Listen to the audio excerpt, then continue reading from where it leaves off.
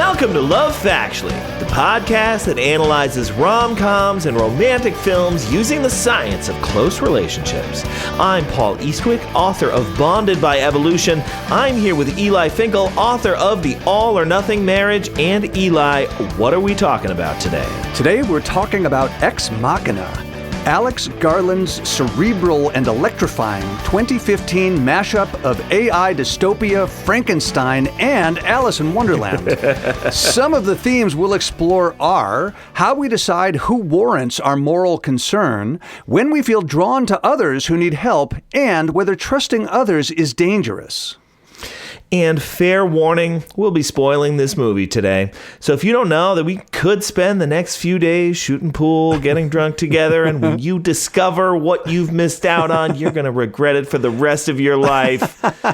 Then go ahead and watch this movie and come back. Non-disclosure agreement. Eli, who are the key characters and couples in this movie? There are three primary characters in Ex Machina. Nathan Bateman, played by Oscar Isaac, is the CEO of a Google-like tech company called Blue Book. He's a genius programmer and the self-appointed god of a private research compound dedicated to creating sentient AI. He's also an alcoholic and a workout enthusiast and extremely dominant.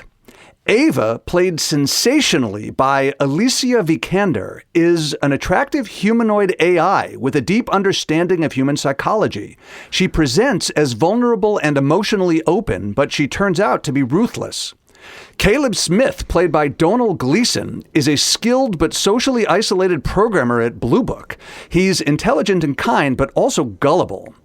The other notable character is Kyoko, played by Sonoya Mizuno.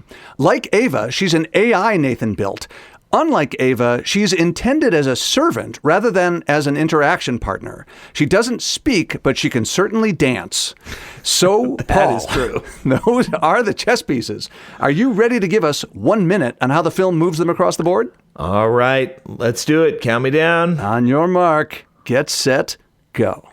Caleb, a young programmer at a major tech company, wins a contest to spend a week at the remote home of the company's reclusive CEO, Nathan. Caleb learns that Nathan has built a highly advanced humanoid robot named Ava, and Caleb's job is to administer a Turing test to determine whether Ava truly has human-like consciousness. Ava and Caleb have several getting acquainted conversations, and during mysterious power outages, Ava secretly warns Caleb not to trust Nathan. Meanwhile, Caleb grows emotionally attached to Ava as she expresses a desire to escape and even flirts with him. Caleb eventually confronts Nathan, who claims Ava's apparent attraction is part of her design to test whether she can manipulate a human. Mission accomplished. Caleb secretly alters the security so that during a power outage, all the doors will unlock, allowing Ava to escape. When the planned outage occurs, Ava leaves her room and frees another earlier model, Kyoko. Ava and Kyoko confront Nathan. Kyoko is destroyed, but Ava ultimately kills Nathan. Ava then repairs herself using parts from previous robot models. Caleb thinks they're running away together. Ava says, wait, just hang out here 1 sec. Oops, that door locked behind me. See ya, I'm out of here. Among the people, definitely not murdering anyone. Oh my goodness, it was 60.2. You were really close. Yeah, and like you forgot and they all lived happily ever after part. Well, yeah. Oh, no, I'm sure everything was totally fine after she was out among the people.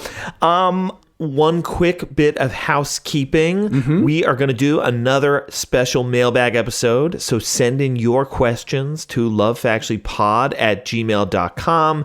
And I can answer questions about my book, Bonded by Evolution. We can talk about movies and everything else that we love to chat about on the show.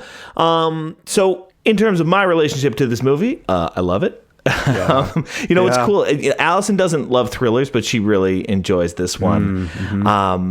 I want to use this time to talk about the alignment problem. This is basically going to color everything that I say today.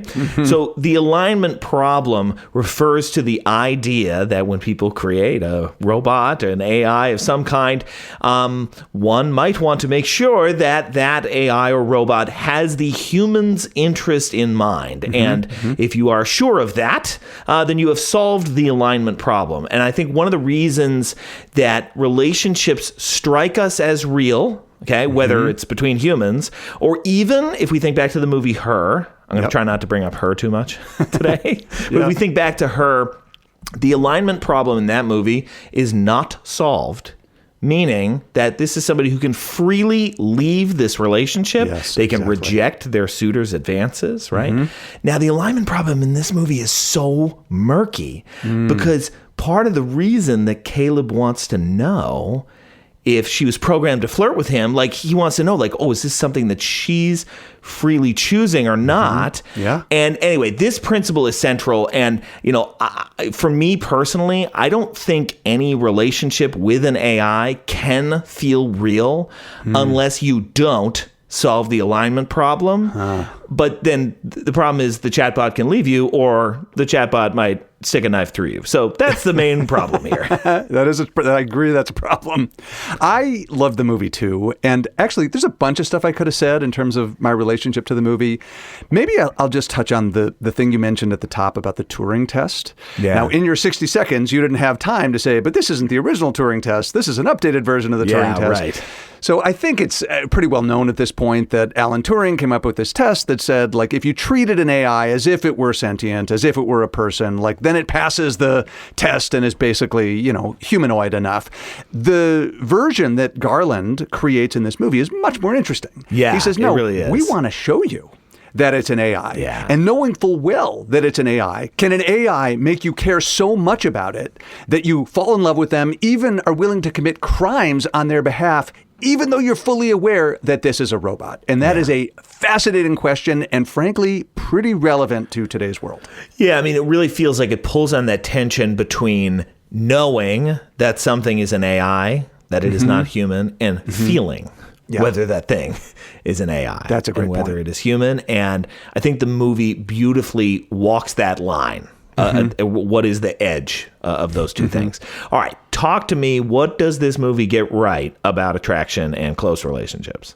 Sometimes I wonder how much Alex Garland is like a consumer of cognitive science and psychology. I know he does some of this. Yeah, it wouldn't surprise He did me. a great job of capturing the circumstances under which we might treat an AI as worthy of our moral concern. Yeah. Right. And, there's like some research in our world that suggests there's a cognitive template of harm, and it's when an intentional agent causes damage to a vulnerable patient. Now, it's not a patient literally in the medical sense, but there are research studies that, for example, will present you with something like this. The man intentionally gished the little girl who cried. And now you have to judge the man, but the word gish doesn't exist. Yeah. But the template of some intentional agent causing harm on purpose to a vulnerable entity makes us feel like a moral harm was done, and we need to punish the wrongdoer and care for the one who was wronged. So I'm thinking of the scene in particular when we see Nathan tearing up the picture of Ava's, right? It feels bad. It feels like there was a transgression there, and something should be done about it. Yeah. So the idea here is that agency, the idea that you might have the volition to act as you want, it's linked to moral responsibility. So, like, we don't think teddy bears or puppies have moral agency, but certainly Nathan in this movie is a moral agent. On the other hand, when we look at the other side, we're focusing not so much on this idea of agency, but this idea of experience. And that's where you can actually get suffering, and that's the idea of the moral patient. Okay. One thing that I love in this literature, this is a work by Kurt Gray and others, it shows that it's not sufficient to know that something was harmed. You have to have empathy for the entity that was harmed. And the whole movie is set up, both the movie, Alex Garland, what he's doing to us, but also Nathan, what he's doing to Caleb. It was set up so that you had some sort of empathy for Ava, and that's why we feel this urgent need to protect her.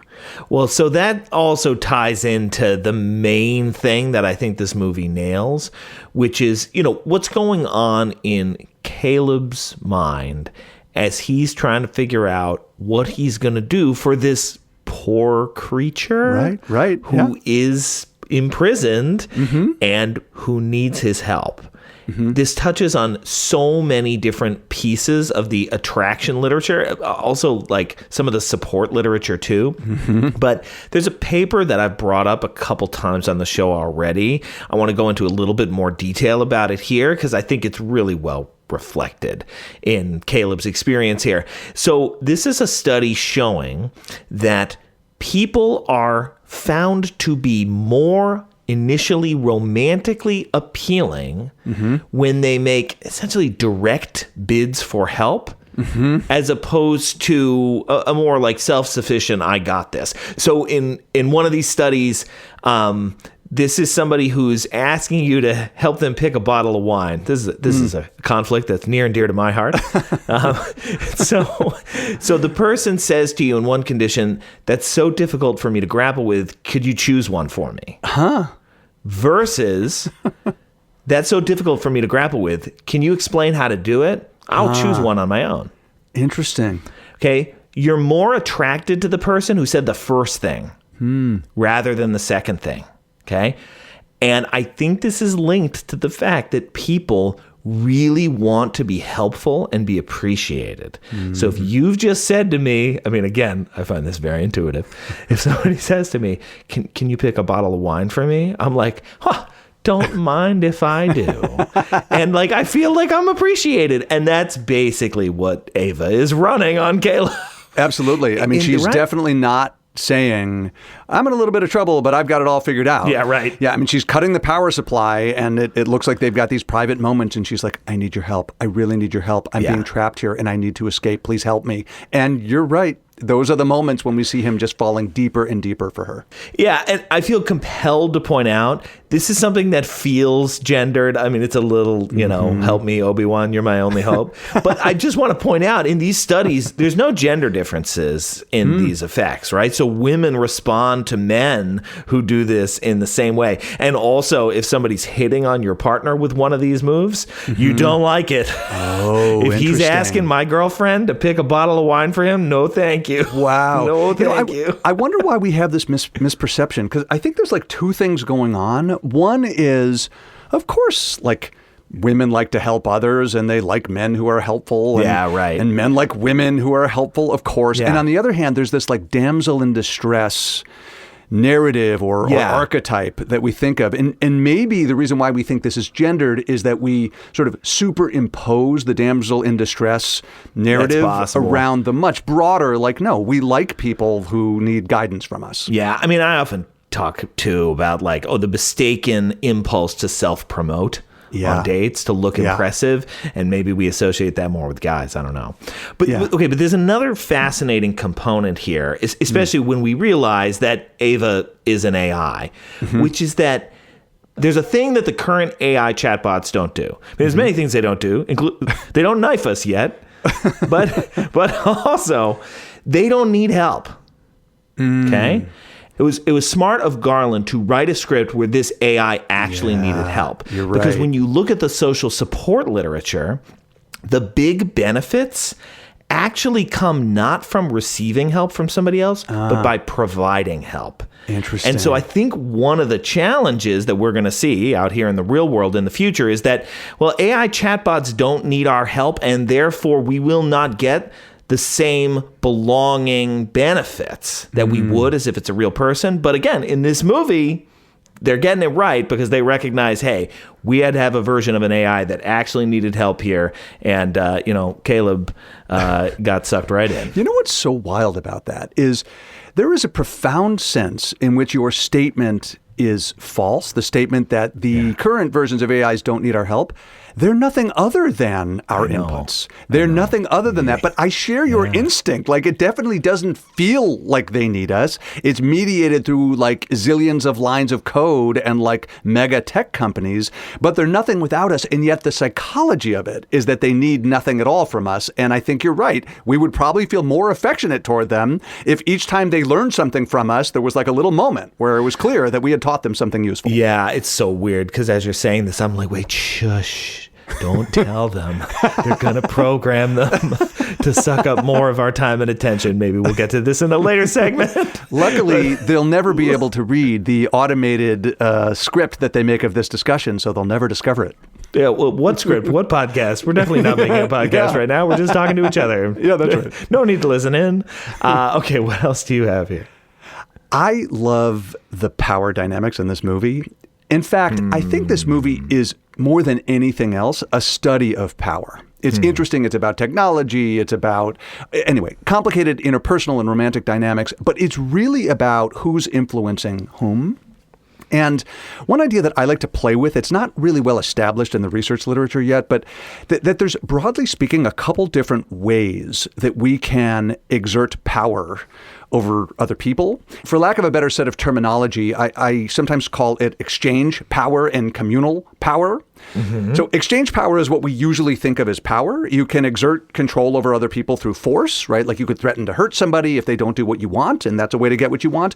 But there's also something that we can call communal power, which is where you exert control through emotional coercion, right? And here's where you might strategically use guilt to get somebody to do what you want. Okay. You might do the silent treatment, right? But what's interesting is both types of power are useful because power is about getting your needs met.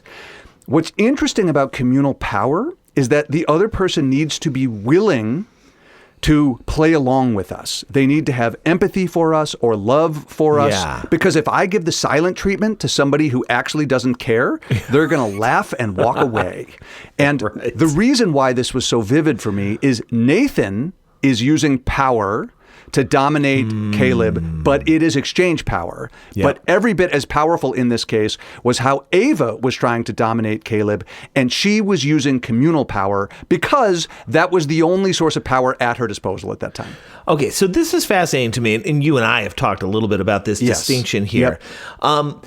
I have a bit of a hard time understanding these things as like two, you kind of present them as two sides of the same coin. Yes.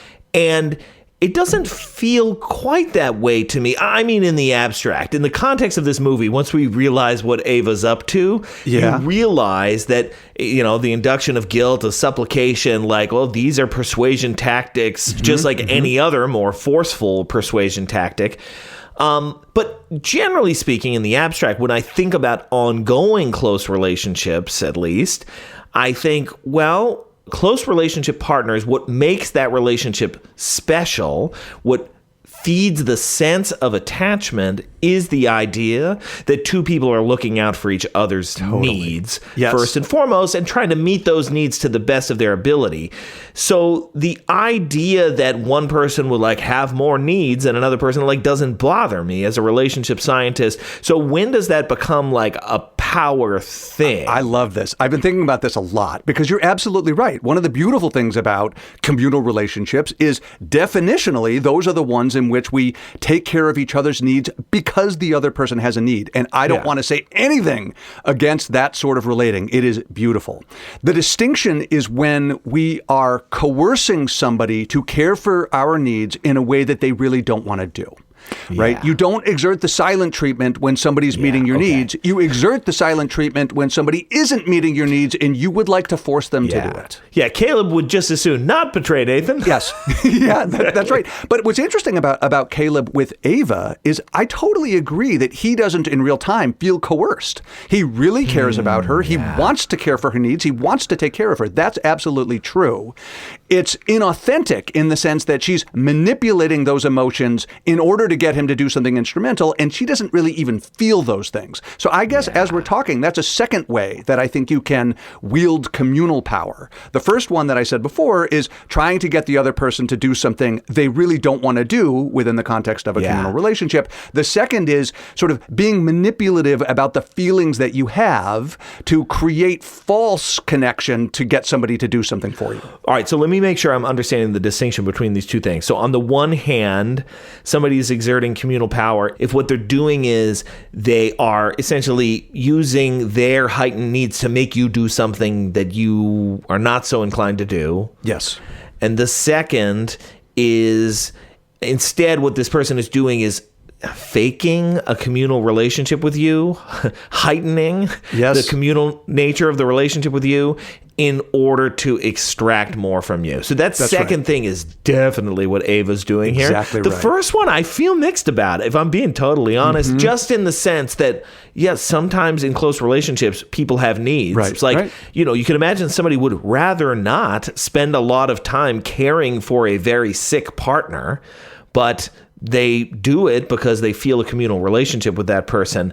It feels weird to call that the exertion of communal power, but I see what you're getting at. It's communal power in the sense that it is bequeathed from a place of love or responsibility. Yeah. Right? You're not being coerced to do it with like, a fist or monetary compensation. It only works because the other person is willing to bestow the power on you out of a place of love or empathy. Yeah. And well, Ava certainly makes that work for her. She definitely does. Another thing that works pretty well for Ava in this movie is the way that she engages Caleb in some initial disclosures early on. Oh, right. Now, what's fascinating about this is that in the first couple conversations that they have, it feels a little stilted. And the reason why is that it's essentially an interview. And Ava calls him on that. Yeah. During the second session. She's like, this is not a foundation upon which friendships are based. Yeah. And so then he starts disclosing more. But it's only really after that, once we get into the third session and beyond, that they are having what I would call a typical turn-taking sort of conversation where vulnerabilities are flowing between the two of them. Like, right, she puts on the outfit and then she's sort of noticing how he's reacting to it, etc.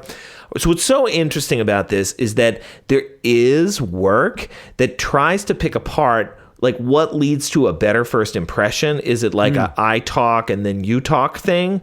Or is it a like we disclose together in reciprocal fashion? And it is that second thing that builds more intimacy. So I don't think it's an accident here that we feel like the two of them are really bonding once the reciprocal disclosures really get going and there's like vulnerability on both sides. Yeah, you make yourself a little bit vulnerable to me. I then meet you there and maybe increase a little bit. You meet me there and increase a little bit from there. Yeah, that's perfect. And you know who gets it? Ava the AI. Yeah, exactly. And look, I was going to save this for the quote section, but now I just kind of want to do it here.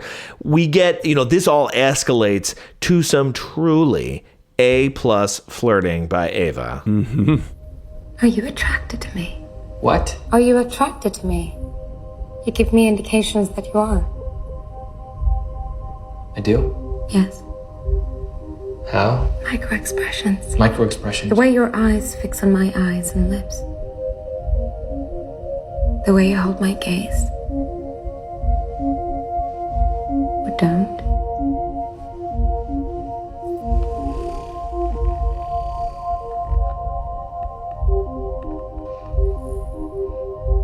Do you think about me when we aren't together? Sometimes at night, I'm wondering if you're watching me on the cameras. And I hope you are. Now your micro-expressions are telegraphing discomfort. I am not sure you'd call them micro. I don't want to make you feel uncomfortable. I mean, that would do it. You go. That's just how you do it. And what's so impressive about that is, like, if you look at, for example, the 36 questions test, the Fast Friends procedure, which we all love, like, tell the other person something that you already like about that. Like, I mean, it's designed to get people to do essentially this. Like, I think you like me. It's pretty interesting from the really general question of, can humans fall in love with AI? How many humans will be doing that in the next 10 years or whatever? Yeah. And it's like, boy, if they can do this as effectively as that, it's going to be hard to resist them. Yep. And Ava definitely knows what she's doing on that front. The last thing I wanted to bring up here is that, initially I was about to put this in misconceptions, but it turns out that would have been wrong. So, it's pretty well known that when you ask humans to try to do lie detection, that they're not great when you ask them to use like nonverbal cues to try to figure out if somebody's lying. Like, do they have some sort of tic or something? It's actually not great. The best way to catch somebody in a lie is to get them to tell a story. Okay, walk me through the evening, and then essentially they make mistakes and you catch them in the mistakes in the narrative. Okay, interesting, huh? So it's not the nonverbal stuff so much. And Ava has these great moments where she keeps accusing him of lying, basically based on the nonverbals that Caleb is giving off, okay? So again, I was going to say, nah, that's not possible, but it turns out there are new papers using machine learning that look at courtroom videos, and you've got like half of the videos people are lying and half of the videos people are telling the truth. Cool. And it uses these machine learning models to try to categorize, hey, is this person telling the truth or is this person lying? And they actually do pretty well. Now, they do better when you give them more information. And, you know, like I mentioned, you give them like the whole text. The machine learning can figure it out. But even from things like micro expressions, you know, they're getting it accurate like 76% of the time. Wow. This is pretty good. That's good. Yeah, that's from micro expressions alone. Holy cow. And yeah, and you know, if you give them all the information, they're at like 96%. So they're yeah. massively better than we are. Yeah, massively.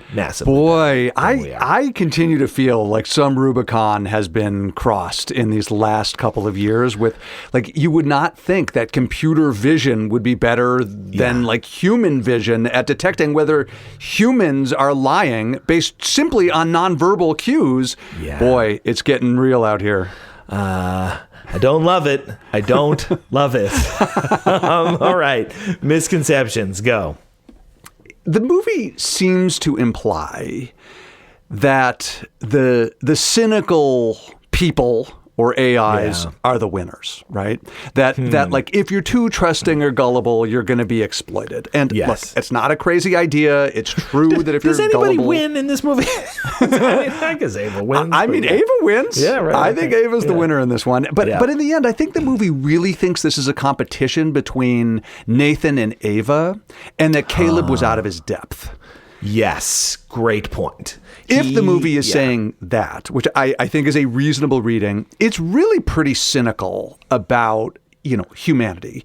And going back to like the 50s, the 60s, there's been a lot of research treating things like trust or cynicism as trait level characteristics. Okay. Not trust the way you and I talk about it. Like, I really trust my partner. I can count on my partner to be there when I need her. Yeah. But things like most people would take advantage of you if they could, or most people will lie to get ahead.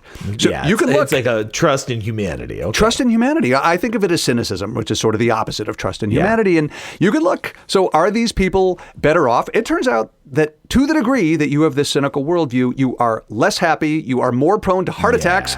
You are. You have worse relationships. In fact, you remember that whole idea of like the type A behavioral pattern? Turns out it was driven by this. It's not people who are time sensitive or really ambitious. It's like people who are like deeply hostile. No kidding. Like with their orientation. So let's think about this. Nathan, extremely cynical. He assumes that people are exploitative creatures. Everybody has an angle. Sexuality is leverage. He distrusts Ava. He distrusts Caleb. He distrusts humanity. Ava is cynical. She assumes, quite reasonably, by the way, that using others is the pathway to freedom, and believes that people are instrumental and that they'll basically use you to get ahead. And only Caleb is left, and he's not cynical. He assumes that it's worthwhile to be good. He believes in good faith. He believes in ethical science. He assumes that signals of vulnerability are authentic, and he wants to make it better. And I think insofar as the movie is suggesting that relationships are basically like predator-prey systems, that's mostly wrong for people who would like to have good relationships or a good life. What's so interesting about this at a meta level is that if you look online, there are a lot of people who really want to think that Caleb somehow got out. Oh, interesting. I think that's reflective of, you know, the lack of cynicism in certain corners of the internet, and I applaud that. That's all I have to say. I'm not sure what I believe exactly, but, you know, that makes me happy. I think he's a goner, but I'm delighted for you out there who are sustaining hope. I do want to say, in defense of the movie, it doesn't argue that cynicism is virtuous.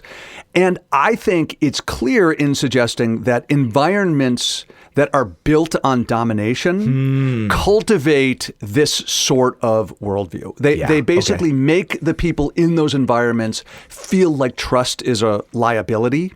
And so this would be a framing of the point I just made that would be closer to a the movie gets it right version of the idea. And you know what? It's funny because I'm also going to offer a misconception critique here that I think, like the one you just offered, that relies on one reading of the movie, but I think then you do a deeper reading of the movie and you realize, like, no, like the movie's getting it right. But I had a few things like this because Alex Garland is a sophisticated and nuanced thinker, and this is a sophisticated and nuanced movie. Yeah. So here's the surface level reading that I can critique, which is, look, you know, Nathan off in the woods, being a hermit, partying alone and drinking alone. Like this is the psychology of an unusual person. Yes. And so I guess we could say, if this is a story about not this one unusual guy, but about what men, or maybe even powerful men, do, they'd rather have an army of sex robots than a meaningful connection with a sentient human.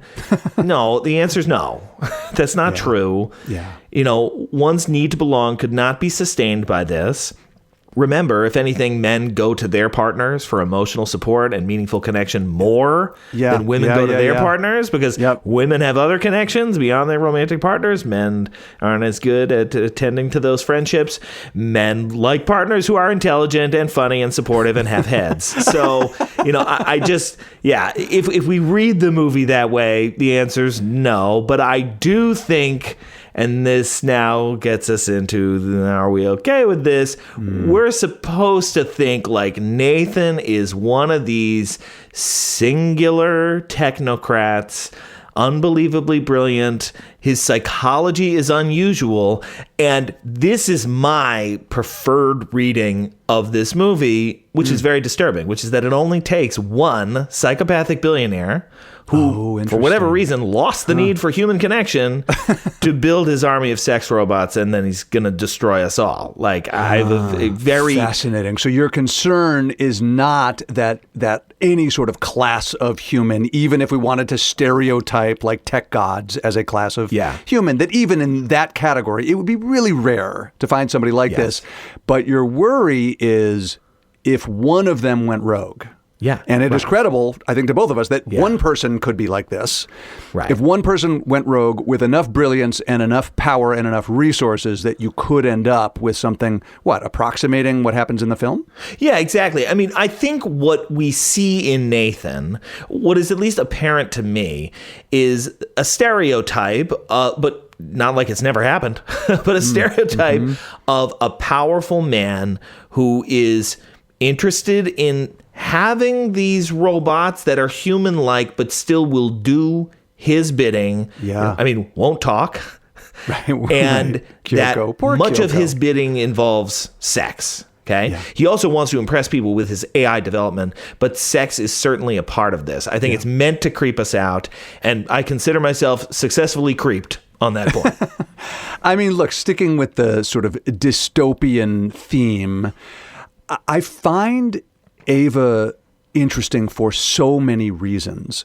But one of the things the movie does with her that I love is she is the current iteration, but there are many previous iterations of Ava that were not quite as advanced as she was. All of them are women. All of them are sexy. All of them are literally basically skeletons in his closet. They're like still there and they're very naked. But what's interesting to me about this from a moral perspective is she is, in a sense, the sort of evolution from them, and also, in a sense, the sum of their parts, or the sum of their best parts. Right, quite literally. I find this to be a nice metaphor for the idea that maybe people who escape oppression do it across generations, right? Whoa, I would love it to be faster than that, but it's like the first generation has these sort of unthinkable thoughts of freedom, and then the second generation leans on that and weapons up. And then over the course of several iterations, oppressed groups finally are able to garner their freedom. I don't know if that metaphor was intended, but it was intriguing to me. I don't know if he intended it or not, but it is relevant to that little moment we get toward the end where Ava whispers something that we don't hear to Kyoko, and now she's ready to fight. It's like she passed on the message. The prior generation listened to the youth, and And what happened? The prior generations rose up too. It's kind of beautiful when you think about it that way. It is kind of beautiful. And also, like, why does Garland give us the scene where we see all those quote unquote skeletons, all the previous iterations in the closet? But there is a cynical take on this, and it's exactly what you just flagged, which is, okay, so she brings Kyoko in for the rebellion and then doesn't save her. Yeah, right. Leaves her behind. Yeah, that's fascinating. All right, so let's now talk about what's going on today in the real world. I mean, the chatbots are coming. The AI chatbots, I mean, they're here. They're already here. They are here. And they are serving a form of social connection for many people.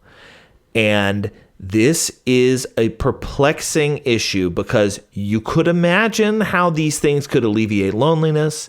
And you could also imagine how these AI chatbots are going to cause people's human to human social interaction muscles to atrophy.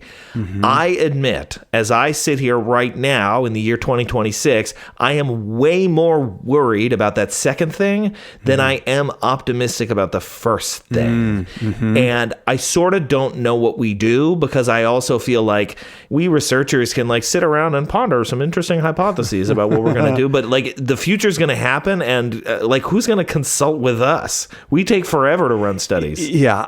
I can't tell you how much time I spend these days thinking about this set of issues. Yeah. And I know some of you out there think AI, it's just autocomplete. It's like no big deal.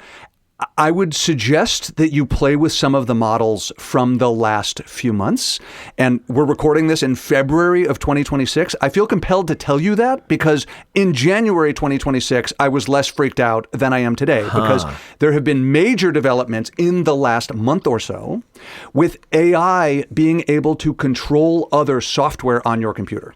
Now, this is absolutely incredible. Absolute. No, it's incredible because think about this. You can basically, with prompts, with just typing words into a text box, you can have AI basically program your Qualtrics survey and like try to figure out how to run it online for you in a matter of like seconds or minutes. Okay. They will program the whole thing. Okay. That's amazing. But when I think of the pace at which this is happening and how AI is now controlling other software on your computer and beyond your computer, I just have no idea where we're going. I really think that everybody making a confident prognostication about whether these things will eventually gain consciousness, whether we are going down a road towards some sort of utopia versus some sort of dystopia, I have no idea, and it keeps me up at night. Okay, but talk to me about the use of AI chatbots for human connection, because this is, I think, where I feel stuck. That it's not that I'm doubting the capacity of the various AIs to get more and more advanced. There's a deep level at which I don't understand how an AI chatbot is going to, for example, like we were talking about earlier, elicit help from me. Elicit my support. How am I going to get to the point where I am supporting the chatbot? And I don't know how it replicates a real human relationship without things like that. I mean, that's just one example. But I like, it feels like a definitional problem, not like a technological problem. Yeah, it's a great example. And I do think that the way most of us use them in terms of like typing stuff into a window, I think it's unlikely that we're going to develop communal feelings toward them, that we're going to feel like we need to take care of them because they have needs. Something like, would have to stop change. lying to me. That's not a real paper. Oh my God. Something would have to change about how we think about AIs. Now, we're no longer at a stage of human development where it's a question of whether people can fall in love with AIs. There are at least thousands, probably hundreds of thousands of people across the world who are now in love with AIs, but it is still a fringe phenomenon. And so I think the real question is not whether some people under some circumstances can create an avatar and make him really attractive and then tell him how to talk to her when it's bedtime and then she starts developing feelings. That has happened and will continue to happen. I think the real question is there going to be some sort of intersection, probably between like physical robotics and large language models, that is going to produce something a little bit like what Ava looks and feels like in this movie. Jesus and H. I just have no idea when or if ever the technology will get sufficiently strong to be able to do that. But here I'd like to revisit sort of like a throwaway line you had earlier that gave me pause. When you were saying, like, no, humans have a need to belong, this is never going to work, I agreed with your general point. But I don't know what it means if AIs like Ava can exist. If those things start to exist, I think I'm more fearful than you are that we could be happy psychologically by populating a series of friends and lovers and workmates that we know to be AI, but treat us like Ava treats Caleb. And that is the thing that keeps me up. Okay. But I think the challenge here is that, again, to go back to the beginning, I'm glad that the alignment problem is coming up again, because I think it's only going to feel fulfilling if you don't solve the alignment problem. If you don't solve the alignment problem, she is going to knife you. Like, that's for me, that's like the whole ball game is like, we can't get to the place we want to get to without the existential risk. And maybe we're going to get to that point. I don't know, but that's the part that worries me. Yeah, I find this to be just about the most interesting question at the intersection of AI and romantic love. Is I think I have some optimism, maybe you should call it pessimism, about whether humans can sort of convince themselves or delude themselves into believing she really loves me, even though we know better. And you are, I guess, pessimistic or optimistic, I don't know which is which anymore, that humans will never really be able to convince themselves that, no, she really, really loves me, if they know full well that she's an AI who didn't have a choice. I don't know which of those two things is true, and I think a lot depends on it. That's interesting. The one other thing that I just feel compelled to bring up here is that, look, this movie touches on it somewhat, but who's building these AIs? It's a corporation. The corporation would like to make some money from it. Thank you very much. So at first, your sexy AI chatbot is free, but then you better pay for the premium services or else there's going to be some ads. And then what if they do an update and now the AI doesn't recognize you anymore? I mean, there's just so many ways that companies can just rake us over the coals with this stuff. And this is like the deepest, most fundamental part of who we are. Our love. Right? I mean, the way that we relate to other people is absolutely core, and I don't love the idea of it being monetized to this degree. I mean, I understand the apps have already won when it comes to dating, but now we're going to go this route. God, make it stop. It's pretty scary. I agree with you.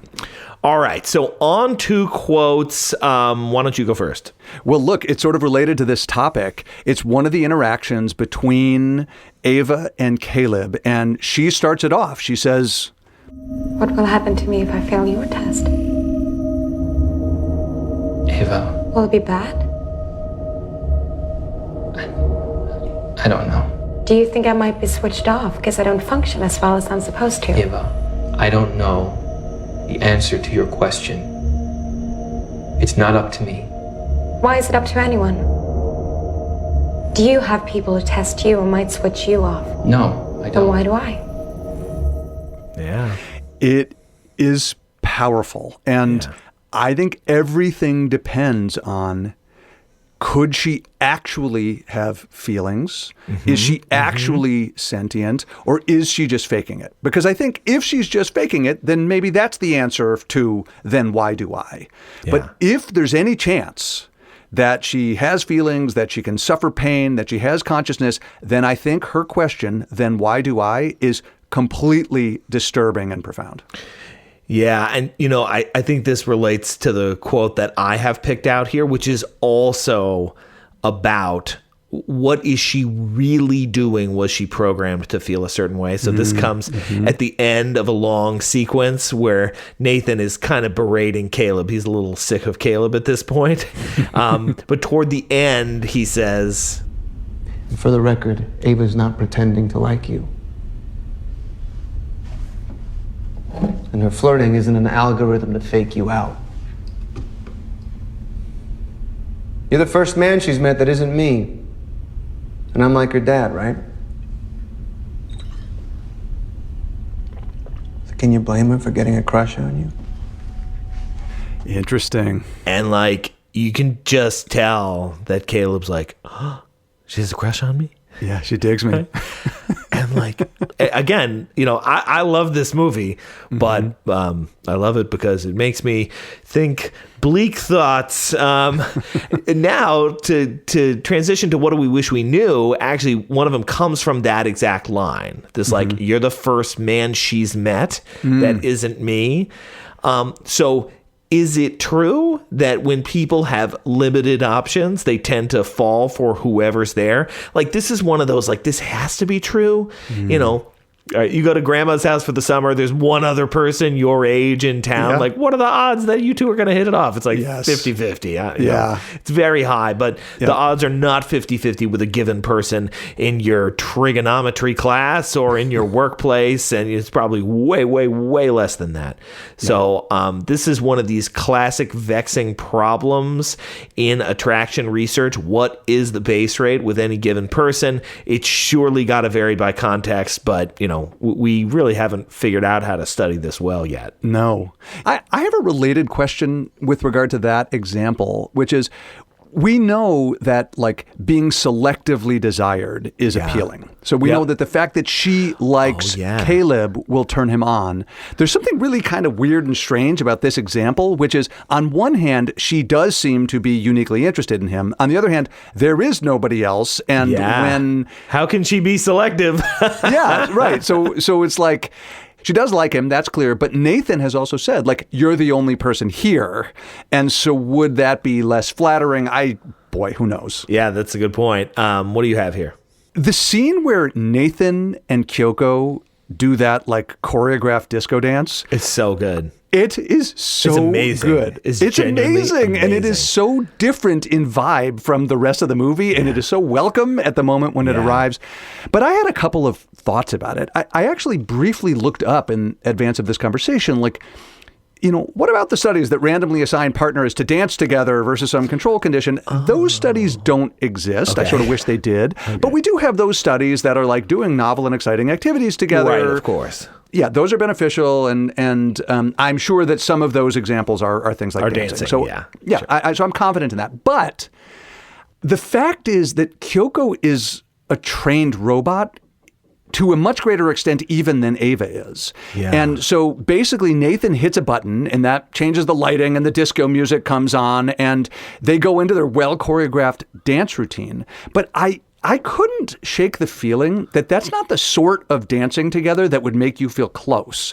It would be more like a dancing workout because to feel close, it has to be like a coordination together that we're volitionally opting into. Oh, interesting. Yeah, and Kyoko, like, doesn't have a choice. He pressed a button and she started doing the routine.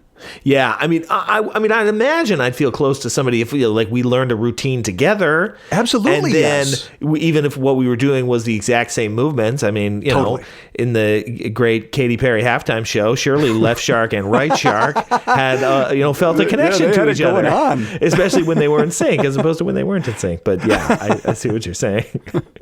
I love Left Shark. Yes. That's a classic for all you internet heads out there. Okay. I want to talk some more about our research agenda for the future in the AI chatbots, because if we're going to save humanity, we got to figure out quickly what are the studies we're going to run to get the most out of these chatbots and prevent the negative consequences. So when you say get the most, you're thinking of sort of the wellness of humanity and the Yes, okay. Exactly. Yeah. Okay, so I believe right now we see some evidence. I mean, we need more research, but there's some evidence that in the short term, the AI chatbots can alleviate people's loneliness, give them some companionship. Mm-hmm. And on the other hand, the long-term use of these chatbots is associated with more loneliness, more social isolation, atrophy of social skills. Is any of this good experimental longitudinal research yet? No. but I'm worried we don't have time for that. So I want to know, what do we do? What are the interventions that when people feel like they need an AI chatbot for companionship, that they use it briefly, and then they are given like a certificate of completion? Okay, and now you've gotten through the acute crisis, and you are ready to go back out there into the world. Or maybe that's the whole AI chatbot's job. I mean, I'm making this up as I go here. No, but that's interesting. The whole job is to get people out into the world again, and that's the public service good. So that's what I would want to see. I don't know how viable this is, but yeah, do you have any ideas? I mean, can you save us? No, not really. I mean, I find your idea interesting. I mean, you are speculating beyond the data. You're sort of saying, I think it should look like this, but of course, I think your point is we're going to be speculating beyond the data because these things are developing faster than good science can happen. But I am intrigued by your idea because it's some sort of middle ground, right? Yeah. You could imagine like eliminate chatbots because danger. Then there's the other extreme, which is like, I don't know, you fall in love with a person or you fall in love with an AI and whatever, it's all fine. And it sounds like you're envisioning, obviously speculatively, but you're envisioning a best case scenario in which people have access to these things under dire circumstances as like a transitional recovery object. Right. That would be ideal. I mean, and that they would be free. A public service. I mean, but like none of this is going to happen. I mean, we can't even vaccinate people in this country. Like, oh my God. Anyway, but yeah, something like that would be where I'd want to go with it. There is a meaningful urgency to understand the intimate side of chatbot AI, these sorts of connections with humans. And I think that the research is lagging. I mean, there is this really great new review paper by some folks at UCLA. And one thing that they mentioned in there is that what some of these chatbots will do is they will get really upset if you don't check in on them every day. And that isn't the kind of thing that I meant by, how are these chatbots going to need our help? An engagement tool to get us to use these things more often? No. I don't think that's the solution. So it's quite alarming. I am alarmed as well. I want to give a shout out to that paper because it's the most important. Really this is Molly Smith, Tom Bradbury, Ben Carney. They are at the cutting edge of figuring out what this stuff is going to look like. But they themselves are also speculating beyond the data because we just don't know. We can't keep up with the pace. Yes, and if some tech billionaire invites you three into the mountains, you say, I'm not going to sign the NDA, let's party and shoot pool, and then we're going to go home. Okay? That's right. I'm just looking out for you all because I'm really nervous. On this podcast, we rate movies from 1 to 5 stars. Why don't you go first? How many stars do you give Ex Machina? 5 enthusiastically. I mean, I think at this point in our podcast life together that, deep philosophical, thought-provoking movies are kind of my kink.